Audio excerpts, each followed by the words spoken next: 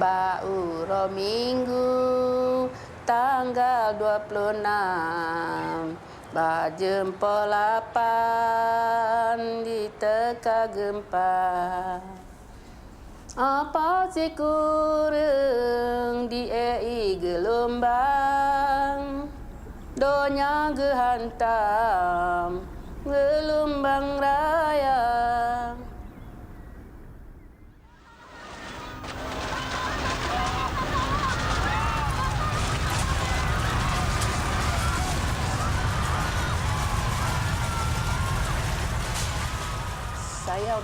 The water began rising and I was swept away.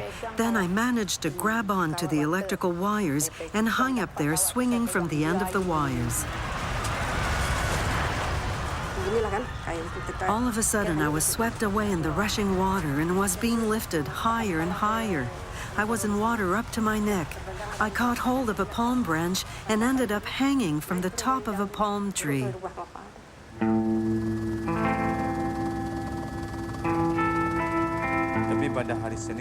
On Monday, I went back to my village, the village where I was born. And I saw that there was nothing left there. No houses, no people.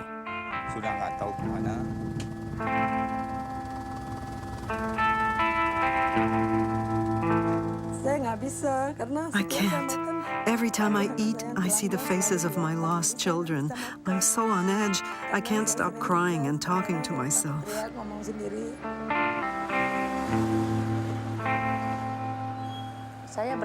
I'm trying to keep up hope, even if my family is gone, even if only one of my children is left. I feel so sad.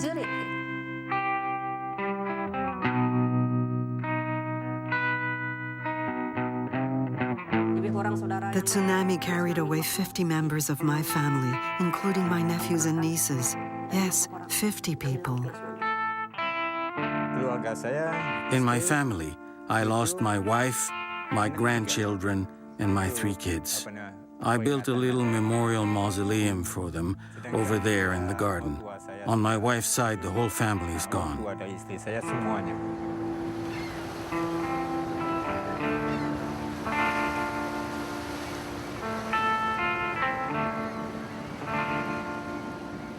The tsunami that devastated the coastline of the Indian Ocean on December 26, 2004, killed 500,000 people and affected millions of others. Considered the worst natural disaster in modern history, it unleashed an unprecedented wave of solidarity in countries around the world. The province of Aceh in northeast Indonesia lies near the epicenter of the earthquake that caused the tsunami and was the most severely affected area. 160,000 people died, thousands of homes were destroyed, and dozens of villages vanished from the face of the earth. Reacting to the urgent need for help, hundreds of relief organizations and millions of dollars in emergency aid flooded into Aceh. But because of delays, 2.5 years after the disaster, there are still more than 60,000 homes waiting to be built. Whenever anyone talks about successful aid projects in Aceh, though, the example they cite is the project run by the Indonesian NGO Uplink. In just over 2 years, this effort, sponsored by the Canadian organization Development and Peace, resulted in the building of 3,300 homes, all of them occupied, and infrastructures for 23 of the villages flattened by the tsunami.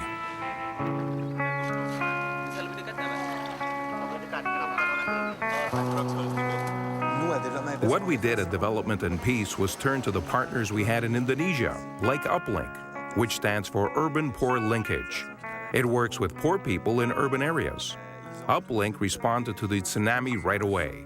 It went to the area affected and immediately organized an emergency aid program that provided food and basic necessities. After that, it designed a reconstruction program to replace 3,300 lost homes. So what we did was we reached out to communities who were from the coastal areas and discussed with them and asked them, would you want to stay away from your villages or you want to return immediately? And they said, no, we want to return immediately to to where we are. So the first week after the tsunami, already they went back to their villages, and so they gathered the dead bodies, they buried them, they cleaned they salvage like timber and building materials that they could salvage. As part of the project, people put up temporary shelters in the villages that had been destroyed. They wanted to return home as soon as they could to be sure to get their land back. After that, meetings were organized, people agreed where to rebuild, and then they started putting up the permanent housing. I said, look at my house, it's completely destroyed, and I don't have any family left to help me rebuild it. Then we got together with the people from Uplink who told me, we'll help you rebuild your house.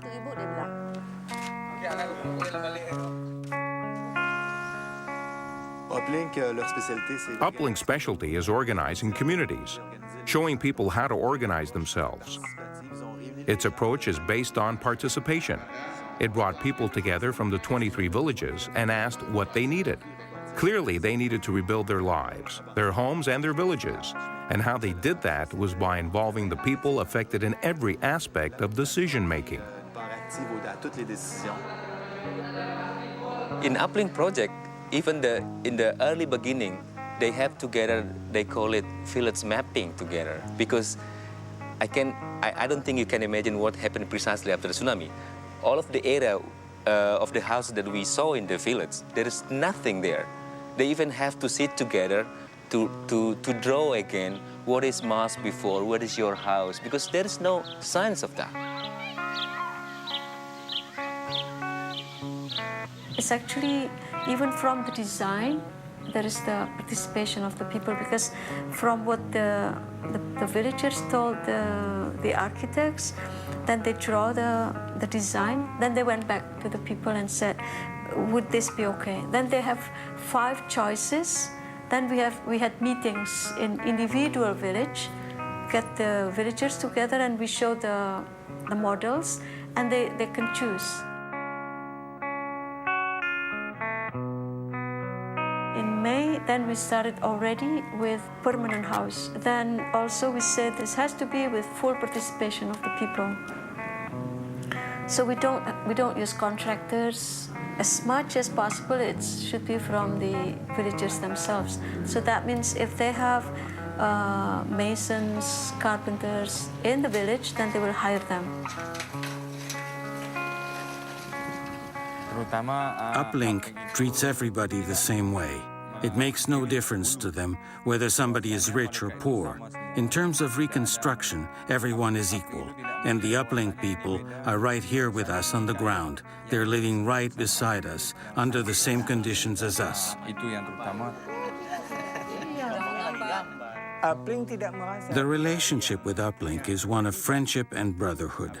The people at Uplink don't regard themselves as being in charge or as being bosses. They don't make us feel like we're inferior. They regard us as equals, and because of that, the villagers trust them.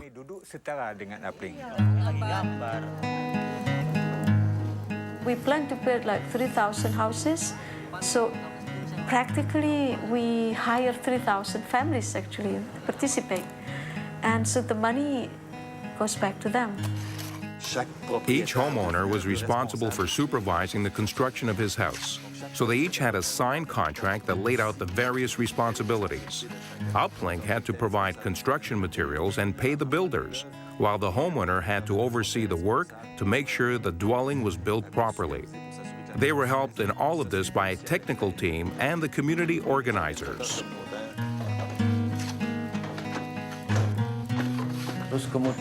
Once the people agreed on what type of houses they wanted, they set up teams that were responsible for building them. The teams had to work in a way that respected the plans of the villages that were drawn up beforehand by the different communities.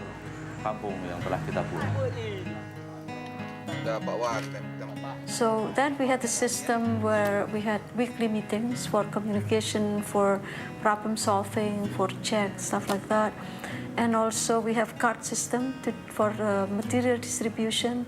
We did trainings to the house owners so they can supervise the construction of the houses.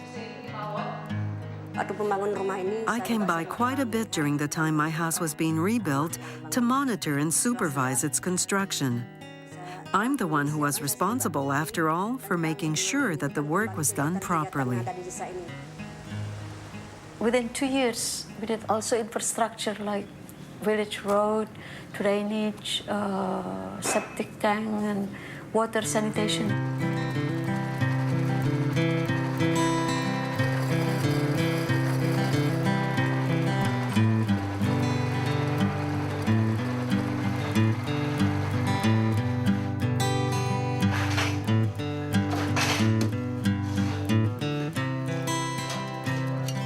The process of participatory approach in the building of the house, in the construction of the community, one of the very positive impact is that the people become recovered from their trauma.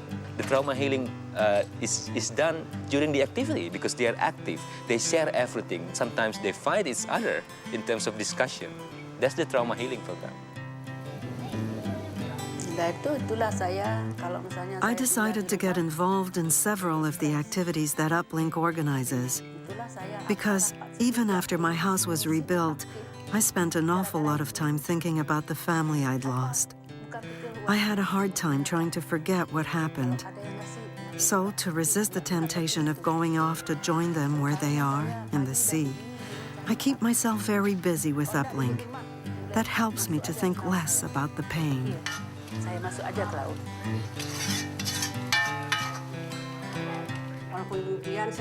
I force myself to take part in all the activities and training sessions that Uplink organizes, like the ones on alternative healthcare. I figure it's a really great way to help me get over my stress and cope with my sadness.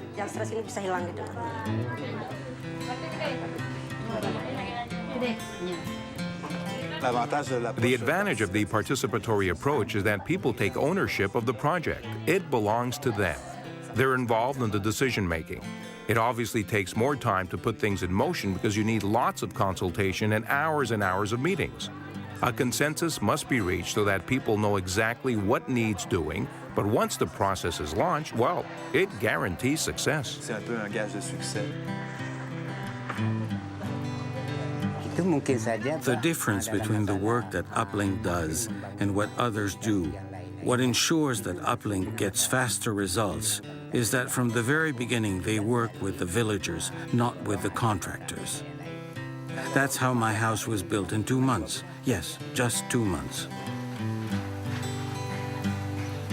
If we compare the Uplink project with other projects done by other NGO, they usually use contractor.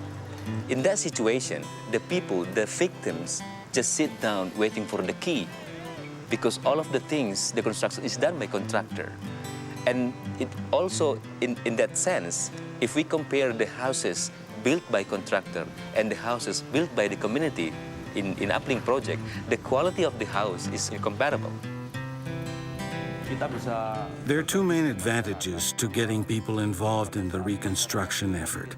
The first is that they learn how to do new things, and in that way they get training. The second advantage is that because people learn construction techniques, all the steps that go into building a sound house, they develop a really strong feeling of ownership for their home.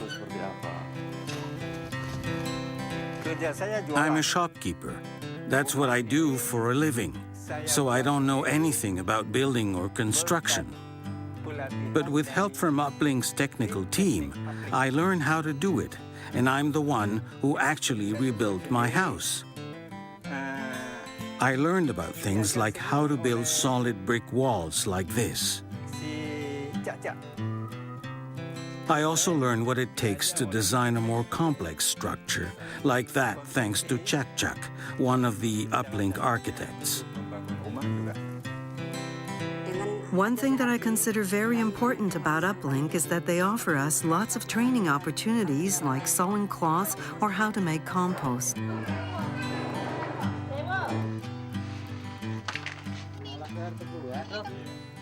The approach the project used didn't come just from Uplink, nor from its partnership with Development and Peace.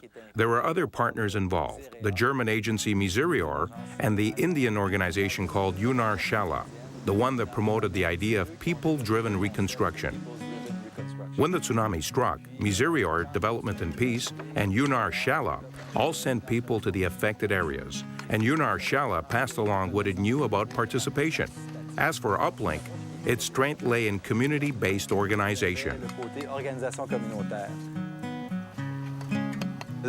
People-driven reconstruction is based on consultations that tell us what people want. It's a way to understand the local culture and integrate their way of doing things into a project.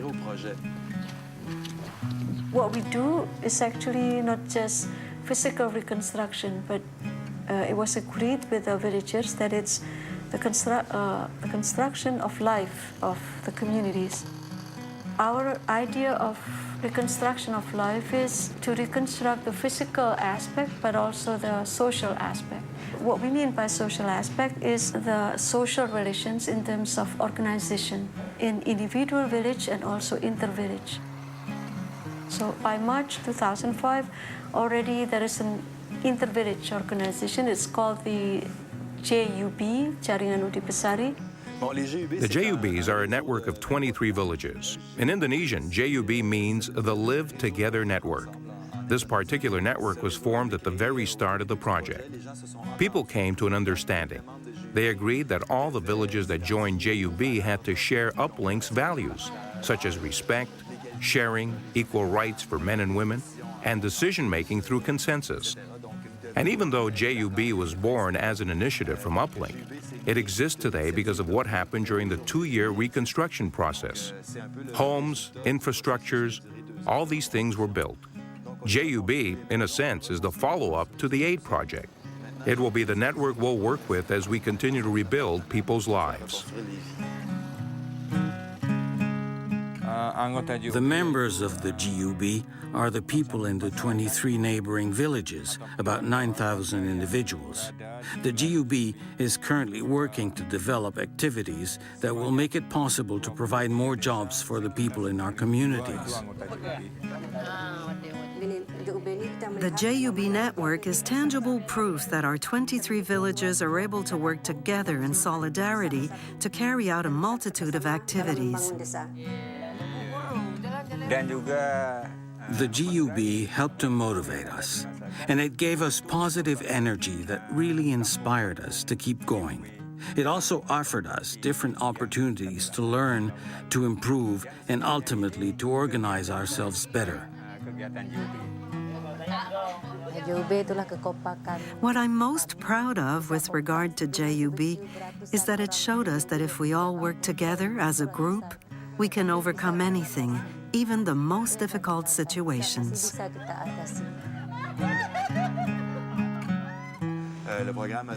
The program lasted 2 years, from March 2005 to March 2007. It's 100% finished. That's remarkable. They did all that in just 2 years. 3,300 houses, paved roads, water, sewage systems, and so on. The project is a real success.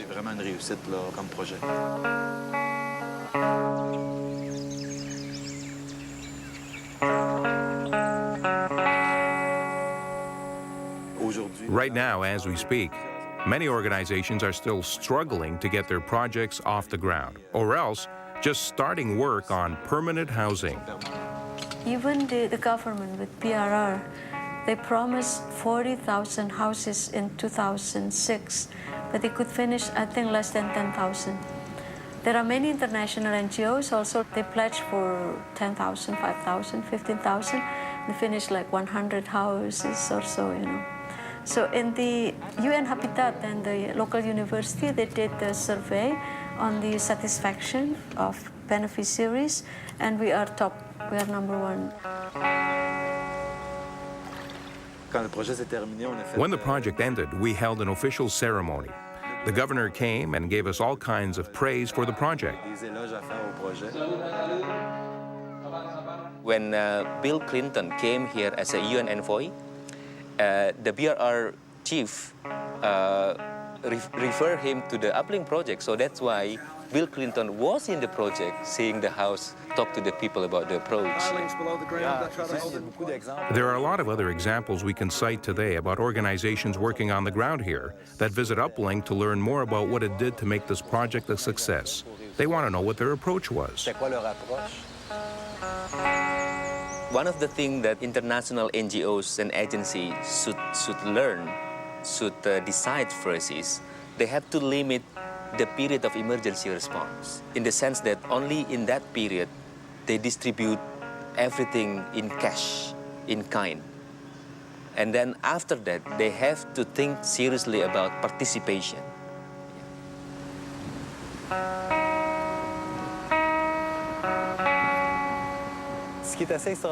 What's so extraordinary is the strength that comes from working together. If you start out with preconceived notions, you run the risk of running right into a brick wall. But the more you're open to new ideas, to new ways of working and doing things, the better your chances of success. With this particular project, I think that's what drove things along. It was teamwork.